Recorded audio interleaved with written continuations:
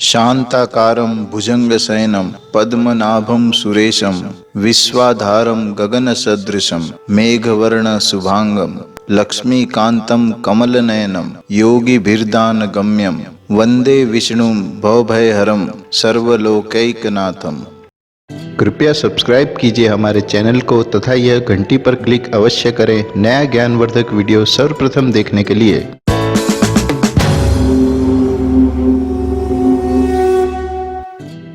नमस्कार दोस्तों, मैं विनोद पांडे आपका हार्दिक स्वागत करता हूं आपके अपने YouTube चैनल पर।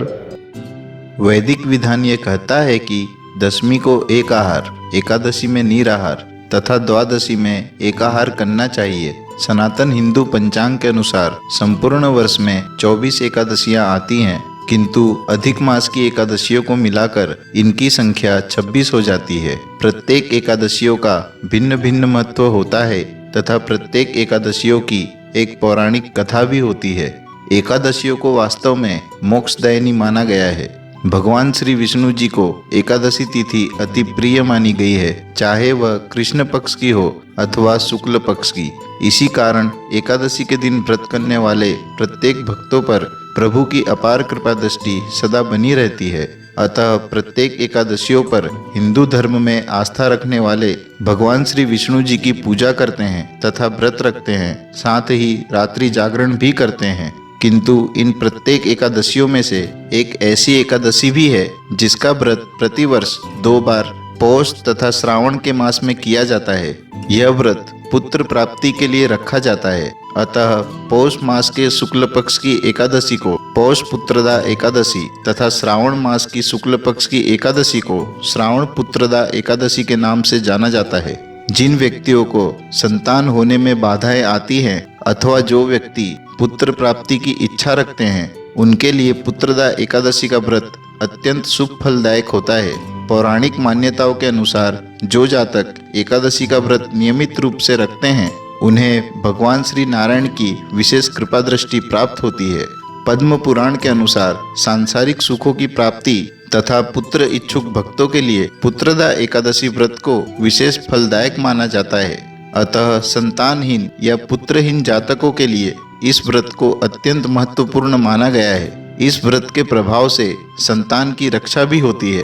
अतः महिला वर्ग में इस व्रत का अत्यंत विशेष प्रचलन तथा महत्व है। पौष पुत्रदा एकादशी के देवता सुदर्शन चक्रधारी भगवान श्री विष्णु जी हैं। अतः इस व्रत में भगवान नारायण के बाल गोपाल स्वरूप का पूजन किया जाता है।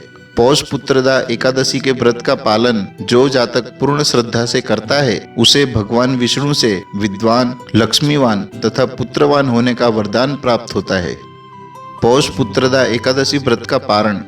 एकादशी के व्रत की समाप्ति करने की विधि को पारण कहते हैं। कोई भी व्रत तब तक पूर्ण नहीं माना जाता जब तक उसका विधिवत पारण ना किया जाए। एकादशी व्रत के अगले दिन सूर्योदय के पश्चात पारण किया जाता है। ध्यान रहे, एकादशी व्रत का पारण द्वादशी तिथि समाप्त होने से पूर्व करना अति आवश्यक है। यदि द्वादशी तिथि सूर्योदय से पूर्व समाप्त हो रही हो तो एकादशी व्रत का पारण सूर्योदय के पश्चात ही करना चाहिए। द्वादशी तिथि के भीतर पारण ना करना पाप करने के समान माना गया है। एकादशी व्रत का पारण हरिवासर के दौरान भी नहीं करना चाहिए। व्रत तोड़ने के लिए सबसे उपयुक्त समय प्रातः काल का होता है।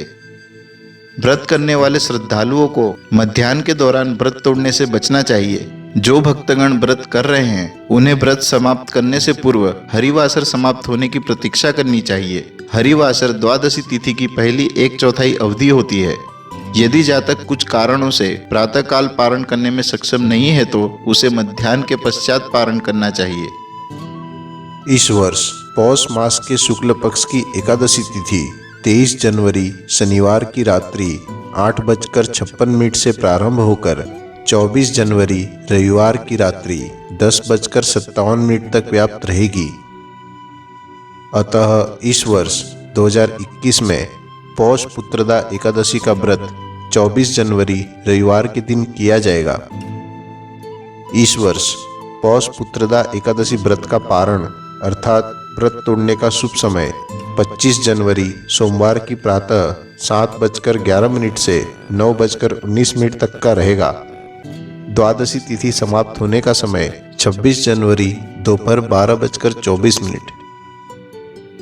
दोस्तों, हमारा आपसे निवेदन है कि यह जानकारी आप व्हाट्सएप या फेसबुक जैसे सोशल मीडिया के माध्यम से अधिक शेयर करें तथा हमारे चैनल को सब्सक्राइब करके हमारा मनोबल बढ़ाएं।